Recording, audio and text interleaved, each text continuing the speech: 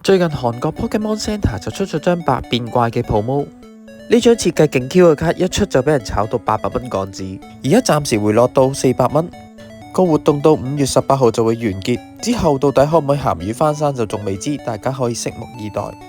不過另外一張喺23年台北 Pokemon Center 開幕時候送出嘅限定特別卡，最近就升到癲咗。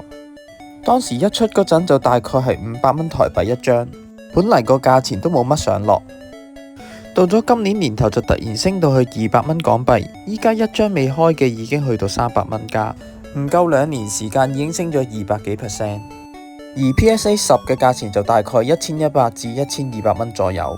翻查翻呢一張卡嘅 PSA pop 數唔算多，一共就8000幾張，而 PSA 10就一共有4186張。而呢一張台北限定卡已經絕咗版。數量唔係多，又係比卡招，而且仲係限量版嘅情況之下，相信仲會有升值嘅空間。我就開咗幾包上去 PSA， 但係開出嚟都有廠嘅瑕疵，同埋至終唔係咁好。睇嚟想慳翻啲，唔買 PSA 10都唔得。